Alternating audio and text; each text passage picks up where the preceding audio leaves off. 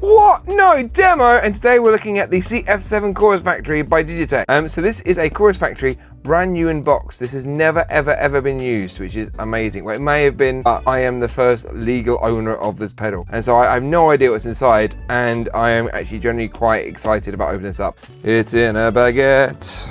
And we have some things, lots of things, loads of things. So first of all, we've got a Digitech catalogue from, I'm assuming, 2004, 2005, that's not a bad guess. And let's have a look and see what is going on inside things. It got the thing that explains to you how you open it up with the end of a jack plug, which I didn't realize. So it's basically all of the Digitech pedals they were selling at the time. I will do a video on this and go through it and actually see what's on it, the same way I did it with the Boss one. If you are interested, please subscribe to the channel and you'll be able to see that. Then what else we got? We have got a warranty card, which is probably well void now, so that's really useful. And then we have got a congratulations, you have just purchased one of the most powerful single effects digital pedals on earth. Basically it says don't use batteries, use the power supply. And then we've got the little manual. The manuals here are quite boring, they're not particularly interesting. It does say what the different settings are, so it says which pedal it's currently emulating. The only thing that's a bit different to this compared to the Distortion Factory is that the amp model doesn't change. It's basically the same amp model for every single version. So let's get it out of the bag. Ooh, it's shiny, which is amazing.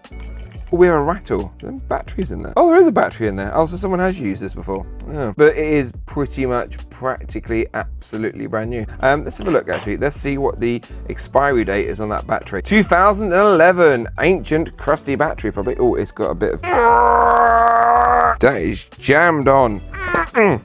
Italian battery from 2011. Interesting. Look, it has spare rubber stoppy thingy. Always gotta know where your rubber stoppy thingy is. We have got, on here, we have got 4 knobs. We've got a level, and then we've got control, which basically controls whatever different value that the model that you've chosen is doing. Speed, depth, and then the other controls underneath those. And then we have got the little, we've got a 6-way switch that basically we can choose between our different chorus modules. I don't mind these ones so much because they look less try-hardy than say the Hothead or the Bad Monkey. This actually looks nicer now it's brand new as opposed to my Distortion Factory, which looks like this and looks like it has been through the wars. So you can see how much difference is. It's still quite shiny though, but yeah, it's had a lot of damage on it. This was shiny and new and it's lovely. We've got input, we've got amp output, we've got a stereo emulating output that you can plug straight into a mixer. In the back, quite cool actually, because it doesn't have it on my Distortion Factory, it has gone. So on this one, we actually have got what the different controls do for the different models, which is actually, I like that, that's a really nice touch. And I will do a what is this guts of this, where I'll open it up and have a look and see what the guts are like. I imagine they're probably gonna be exactly the same as the Distortion Factory. And I will also do a demo of it at some point. So if you are interested in seeing that, then I will do a demo of it. And maybe at some point I will make it run on the fart machine, I don't know. So if you like this video, please hit a thumbs up. If you like these videos and you want to see more of them, please hit subscribe, and I will see you next one. Bye!